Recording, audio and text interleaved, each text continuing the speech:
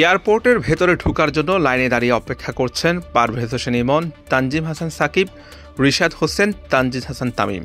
এটা কেবল অপেক্ষার লাইন না, বাংলাদেশ ক্রিকেট দলের আগামী দিনের কাণ্ডারীদের সারি। তারাই হবেন টাইগার ক্রিকেটের পরবর্তী তারকা। এই তরুণ ক্রিকেটারদের উপর নির্ভর করছে বাংলাদেশ ক্রিকেটের ভবিষ্যৎ। এরা সবাই তাদের সামর্থ্যের প্রমাণ দিয়েছেন, তবে চ্যালেঞ্জটা ধারাবাহিকতা রক্ষা করার। শ্রীলঙ্কার বিপক্ষে ওয়ানডে সিরিজেও গুরুদায়িত্ব থাকবে তামিম, রিশাদ, সাকিবদের উপর। তাদের দিকে তাকিয়ে আছে গোটা দেশ। সেই প্রেক্ষিতে মিরপুর থেকে বের হওয়ার সময়ে তামিমের কাছে একটা সেঞ্চুরি আবদার করেন এক সাংবাদিক। শ্রীলঙ্কার বিপক্ষে ওয়ানডে সিরিজ খেলতে ঢাকা ছেড়েছে বাংলাদেশ দলের একাংশ। 10 জনের বহরে 8 জন ক্রিকেটার ছিলেন। তাওহিদ হৃদয়, পারভেজ হোসেন ইমন, তানজিম হাসান সাকিব, রিশাদ হোসেন, তানজিদ তামিম, তানভীর ইসলাম, মুস্তাফিজুর রহমান, শামীম হোসেন পাটোয়ারি। শুক্রবার 12:55 ফ্লাইটে শ্রীলঙ্কার রাজধানী কলম্বোর উদ্দেশ্যে দেশ ত্যাগ করবেন ক্রিকেটাররা। তাদের সঙ্গে ছিলেন ফিজিও ডাক্তার বাইজিদ ও ট্রেনার নাথান কেলি। চোখে কালো চশমা, মুখে মাস্ক, বেশ সতর্কতা মেনে এয়ারপোর্টে প্রবেশ করেন তাওহিদ হৃদয়।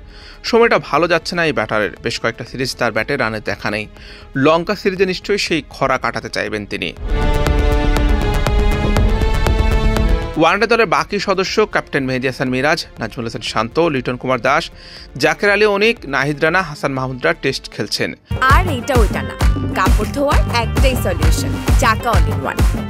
বাকি 2 সদস্য পেসার তাসকিন আহমেদ ও নাইম শেখ শনিবার যাবেন শ্রীলঙ্কায়। বেশ অনেকটা দিন ধরে জাতীয় দলের বাইরে ছিলেন মোহাম্মদ নাইম শেখ।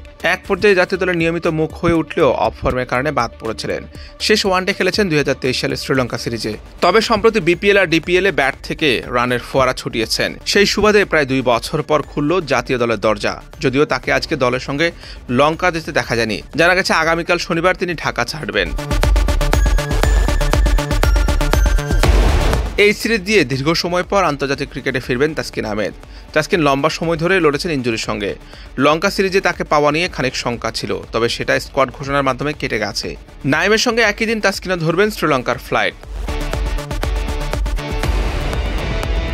এক নজরে শ্রীলঙ্কার বিপক্ষে বাংলাদেশের ওয়ানডে স্কোয়াড: মেহেদী হাসান মিরাজ, তানজিদ হাসান তামিম, পারভেজ হোসেন ইমন, নাইম শেখ, নাজমুল হাসান শান্ত, তাওহিদ হৃদয়, লিটন কুমার দাস, জাকের আলী অনিক, শামীম হোসেন পাটোয়ারি, রিশাদ হোসেন, তানভীর ইসলাম, মুস্তাফিজুর রহমান, তানজিম হাসান সাকিব, তাসকিন আহমেদ, নাহিদ রানা ও হাসান মাহমুদ। শ্রীলঙ্কার বিপক্ষে 2 ম্যাচের টেস্ট সিরিজে প্রথম টেস্টটি ড্র হয়েছে। দ্বিতীয় টেস্টে এখনও চালকের আসনে শ্রীলঙ্কা।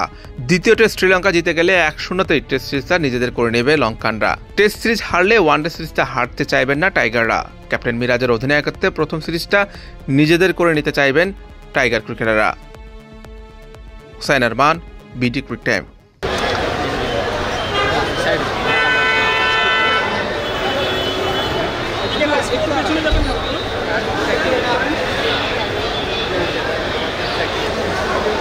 আর এই যে সাইকেল না সোহেল ভাই, আপনি রেল সিটে ঢুকে গেছি।